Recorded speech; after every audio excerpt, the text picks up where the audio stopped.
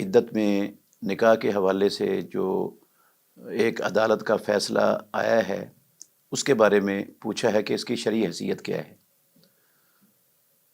محترم ناظرین، یہ فیصلہ کتاب و سنت کے بھی منافی ہے اور پاکستان کے جو سب سے بڑی عدالت ہے سپریم کورٹ، اس کے دیے گئے فیصلے کے بھی خلاف ہے۔ یہ فیصلہ غلط ہے۔ اس کی غلط ہونے کی کئی بڑی بڑی وجوہات ہیں۔ سب سے پہلی وجہ یہ ہے کہ طلاق میں جب خاوند اپنی بیوی کو طلاق دے دیتا ہے تو اس کے لیے تحریری ہونا ضروری نہیں ہے۔ اس نے مذکورہ مسئلے میں سب سے پہلے اپریل 2017 کو زبانی طلاق دی، تو وہ طلاق واقعہ ہو گئی۔ اس کے لیے لکھا ہونا اسلام کے اندر کوئی ضروری ہے ہی نہیں کہ لکھا ہوا ہوگا تو پھر طلاق ہوگی، یا وہ رجسٹرڈ ہوگی تو پھر طلاق ہوگی۔ نہ اس کا لکھا ہونا ضروری ہے، نہ اس کا رجسٹرڈ ہونا ضروری ہے طلاق کے واقعہ ہونے کے لیے۔ تو وہ طلاق ہو گئی اسی وقت، اور اس کے لیے دوبارہ تحریری وہ شرعی طور پر اس کی ضرورت نہیں ہوتی۔ اس کے بعد عدت ہوتی ہے 3 مینسز، 3 حیض۔ اللہ نے قرآن مجید میں اس کو سورہ بقرہ کی آیت نمبر 228 میں 3 قروء کے ساتھ تعبیر کیا ہے۔ 3 مینسز کے اندر خامد وہ رجوع کر سکتا ہے، نکاح مکمل طور پر ختم نہیں ہوا ہوتا۔ طلاق ہو چکی ہوتی ہے لیکن نکاح مکمل طور پر ختم نہیں ہوا ہوتا، وہ رجوع ہو سکتا ہے۔ اگر خامد نے رجوع کر لیا تو وہ دوبارہ مکمل میاں بیوی بن جاتے ہیں، اور اگر رجوع نہیں کرتا تو تیسرا حیض مکمل ہونے کے بعد عورت آزاد ہو جاتی ہے۔ اس کا دوسری جگہ پر بھی نکاح ہو سکتا ہے، اور اس کا پہلے خامد کے ساتھ بھی نئے سرے سے اگر صلح کی نوبت آئے تو اس سے نکاح ہو سکتا ہے۔ تو یہ 3 مینسز اس عورت کے لیے ہے جو حاملہ نہیں ہے، یہ اس کی عدت ہے، اور اس کی بھی ہے جو آئسہ نہیں ہے، جو حیض کی عمر سے گزری ہوئی نہیں ہے۔ تو 3 مینسز کے لیے 90 دن، بعض لوگ کہتے ہیں یہ 90 دنوں والی بات تو ویسے ہی غلط ہے۔ نہ قرآن میں 90 دنوں کا ذکر ہے، نہ پیارے پیغمبر کی سنت اور حدیث میں 90 دنوں کا ذکر ہے۔ 3 مینسز کا ہے، اور 3 مینسز وہ 2 مہینوں میں بھی اور اس سے کم عرصے میں بھی مکمل ہو سکتے ہیں۔ مثال کے طور پر آج عورت کو طلاق دی گئی ہے زبانی، اور صبح کو طلاق ہوئی ہے، شام کو اس کے مینسز شروع ہو گئے، تو 1 مینسز تو یہ چند دن میں ختم ہو جائے گا۔ تو باقی جو 2 مینسز ہیں وہ کئی خواتین ہوتی ہیں، ان کو مہینے کے بعد یہ لاحق عارضہ لاحق ہوتا ہے، اور کئی خواتین کو مہینے سے پہلے بھی آ جاتا ہے۔ تو یہ زیادہ سے زیادہ مدت وہ 2 مہینے، 2.25 مہینے یا میں مکمل ہو سکتی ہے، اور اس سے کم میں بھی مکمل ہو سکتی ہے، کیونکہ بعض خواتین ان کی عادت ہر خاتون کی عادت دوسری سے مختلف ہوتی ہے۔ کسی کا صرف مہینے میں 3 دن مینسز ہوتے ہیں کسی کو، اور کسی کو 4 دن ہوتے ہیں، کسی کو 5 دن ہوتے ہیں۔ تو یہ اگر کم مدت لیں، ہماری پاکستان کی سپریم کورٹ کا بھی فیصلہ ہے کہ زیادہ سے زیادہ مدت وہ کم از کم مدت 39 دن ہو سکتی ہے۔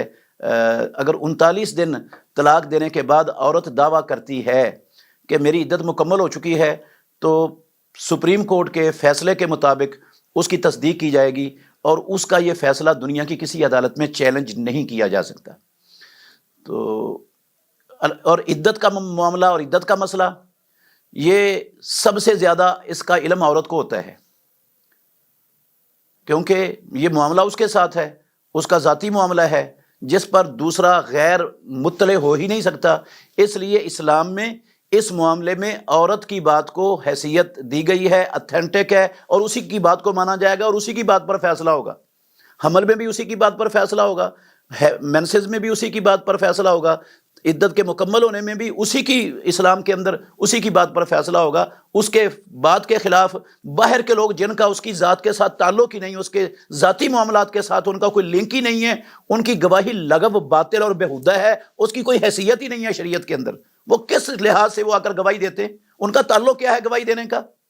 اور ان کی گواہی کو قابل اعتبار سمجھنے والے وہ کس قانون کے تحت ان کی گواہی کو اہمیت دیتے ہیں اور قابل قبول سمجھتے ہیں؟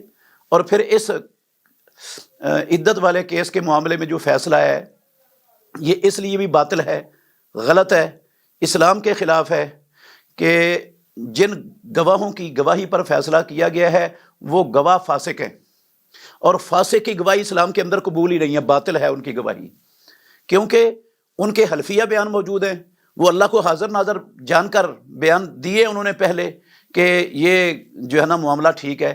6 سال تک یہ معاملہ دفن ہوا رہا، 6 سال تک کیا وہ شوہر جو سابقہ شوہر تھا وہ مدہوش تھا، نشے میں تھا، بے ہوش تھا، مسئلہ کیا تھا، اس کو کیوں نہیں بولا وہ؟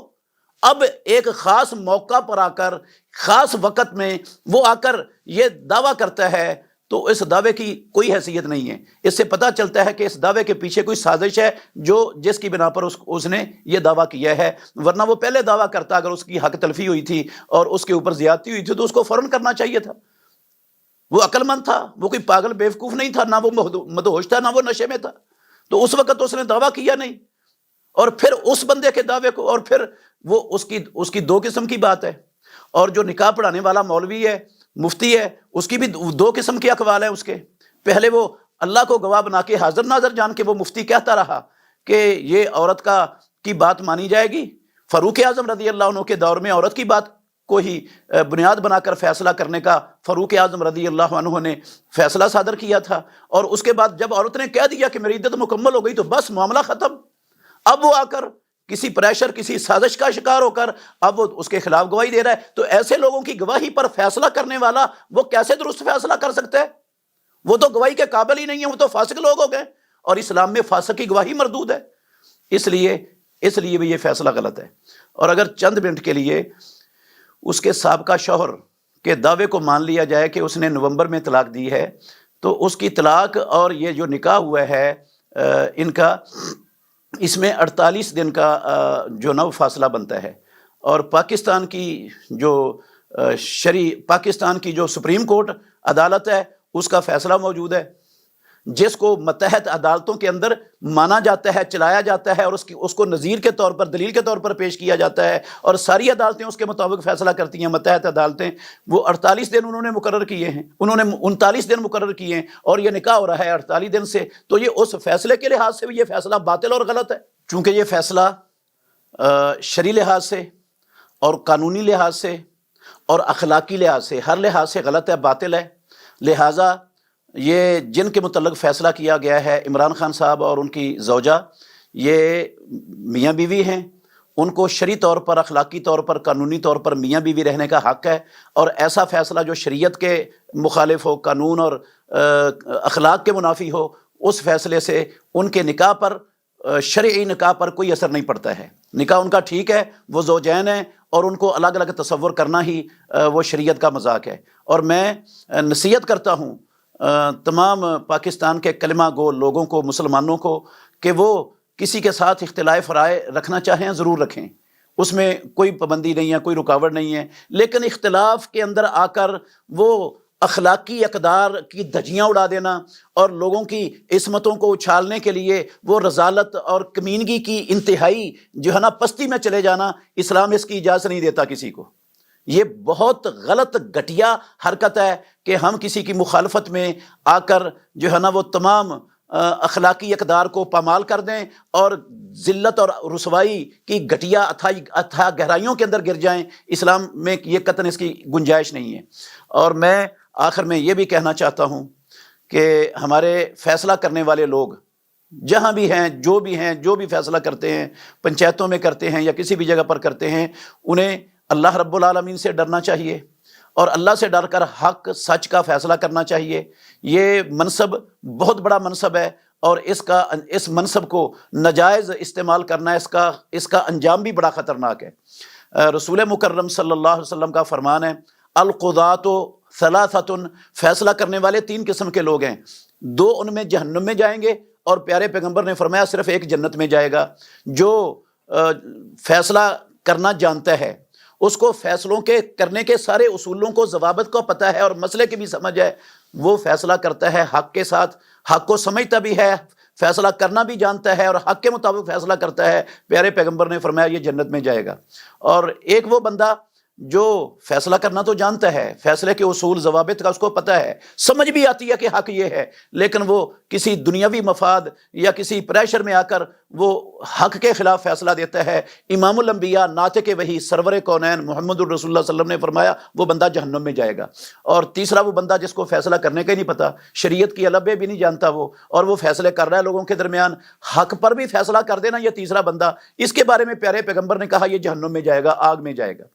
تو اس لیے ہمیں یہ کسی کا پریشر قبول کیے بغیر اور کسی دنیاوی لالچ کے بغیر جو اس سیٹ پر بیٹھا ہے اسے حق اور سچ کا، عدل کا، انصاف کا فیصلہ کرنا چاہیے۔ نہیں کر سکتا تو وہ اپنی اس سیٹ کو چھوڑ دے، اس کی روزی اللہ کے ذمے ہیں، وہ اللہ رب العالمین اس کا ایک لقمہ بھی اس سیٹ کو چھوڑنے کی وجہ سے، حق کے خلاف فیصلہ کرنے کی وجہ سے اگر اس کو پریشر زدہ کیا جاتا ہے، چھوڑنے پر ایک لقمہ بھی اس کی روزی کا اللہ رب العالمین کم نہیں کرے گا۔ اس لیے یقین اور بھروسہ اعتماد اللہ پر ہونا چاہیے۔ نا انصافی اور ظلم یہ دنیا میں بھی اس کا بڑا گمبھیر انجام ہے اور آخرت میں بھی اس کا بڑا گمبھیر انجام ہے۔ اللہ سب کو سمجھنے کی اور عمل کرنے کی توفیق دے۔